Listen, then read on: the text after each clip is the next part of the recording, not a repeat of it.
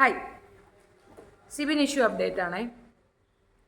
ചിഞ്ചു വന്നിരുന്നു, എഗ്രിമെൻറ്റ്സൊക്കെ നോക്കി സിഗ്നേച്ചർ ഇട്ടിട്ട് ബാംഗ്ലൂർക്ക് ഇന്ന് തന്നെ പുറപ്പെട്ടു പോയിട്ടുമുണ്ട്.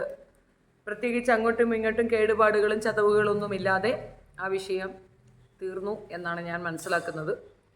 പലരും ഇങ്ങനെ കഴുകന്മാരെ പോലെ ചുറ്റും പടർന്നു നടക്കുന്നുണ്ടായിരുന്നു, ഒന്ന് കൊത്തിയെടുത്തിട്ട് അവരവരുടെ കാര്യസാധ്യത്തിന് വേണ്ടിയിട്ട്. നടന്നില്ല. കുട്ടി സേഫ് ഹാൻഡിലേക്ക് വന്നു. സേഫായി ആ പ്രശ്നം സോൾവായി. മകന് കൊടുക്കാമെന്നുള്ള എഗ്രിമെൻറ്റും മ്യൂച്വലായിട്ടുള്ള അവരുടെ ആ പ്രോബ്ലവും പിന്നെ വേറൊരു ഡിമാൻഡ് ഉണ്ടായിരുന്നു, ഒരു ലോൺ അത് ക്ലോസ് ചെയ്യുക എന്നുള്ളതും. അങ്ങനെ കുറേയധികം പ്രൈവറ്റാണ്, അതാ നമ്മൾ പുറത്തേക്ക് പറയേണ്ട കാര്യമില്ല. എന്തായാലും മ്യൂച്വൽ കൺസേണിൽ അവർ രണ്ടുപേരും പിരിയാൻ തീരുമാനിച്ചിരുന്നു.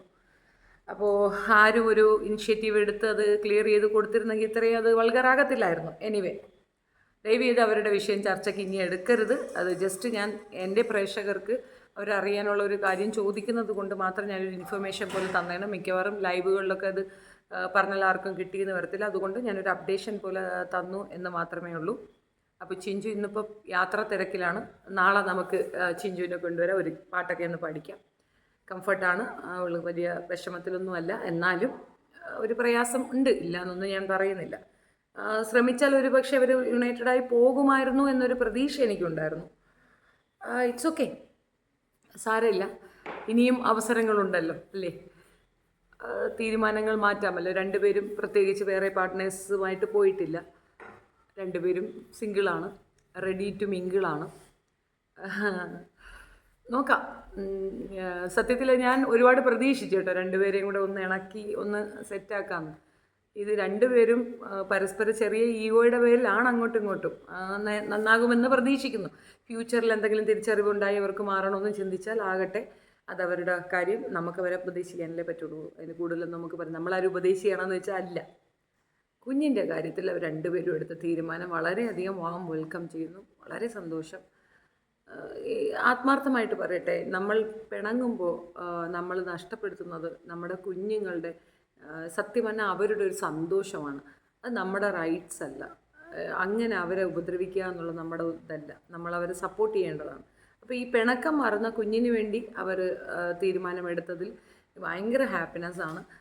അത് ആ ഒരു വിഷയത്തിൽ മാത്രം ഞാൻ വളരെ സന്തോഷം. മറ്റത് സന്തോഷമുണ്ടോയെന്ന് ചോദിച്ചാൽ, പരസ്പരം തല്ലുകൂടാതെ രണ്ടുപേരും രണ്ട് വഴിക്ക് നിൽക്കുന്നത് നല്ലതാണ്. രണ്ടുപേർക്കും കരിയറുണ്ട്, അവൾക്കും കരിയറുണ്ട്, അവനുമുണ്ട്.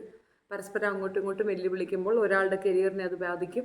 അത് ചിഞ്ചുവിൻ്റെ ഫാമിലി, ഇനി ഒരു ഫാമിലി അവൾ ചിന്തിക്കുന്നുണ്ടെങ്കിൽ തന്നെ അതിനെ ബാധിക്കാം. അതേപോലെ സിബിൻ്റെ കരിയറിനെ ബാധിക്കാം. പ്രത്യേകിച്ച് നമ്മൾ മലയാളികൾക്കൊരു പ്രശ്നമുണ്ടല്ലോ, ഈ അനാവശ്യമായ ഒരു ആക്രാന്തമുണ്ട്.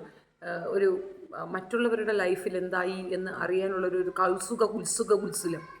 അപ്പോൾ അതിന് ഭാഗമാകാതെ ആ കുട്ടി നൈസായി ഇത് നിന്ന് സോൾവ് ആക്കിയതിൽ വളരെ നന്ദിയുണ്ട്. എനിക്ക് സിബിനേക്കാളേറെ ചിഞ്ചുവിനോടാണ് പറയാനുള്ളത്. സത്യമായിട്ടും അവൾ എന്നെ ഒരു സിസ്റ്ററെ പോലെ കൺസേൺ ചെയ്തിട്ട്, സിസ്റ്റർ എന്നല്ല അമ്മയെ പോലെ കൺസേൺ ചെയ്തെന്ന് വേണം പറയാൻ.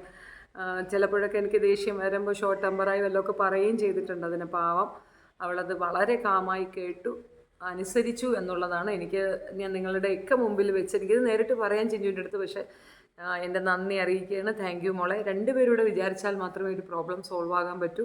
സിബിനെ പിടിച്ചാൽ കിട്ടത്തില്ല, പടക്കുതിരയാണ്. പക്ഷേ എന്നാൽ ചിഞ്ചു കുറച്ചുകൂടെ മനസ്സലിയോടുകൂടി ഈ വിഷയത്തെ ഹാൻഡിൽ ചെയ്തു എന്നാണ് ഞാൻ മനസ്സിലാക്കുന്നത്.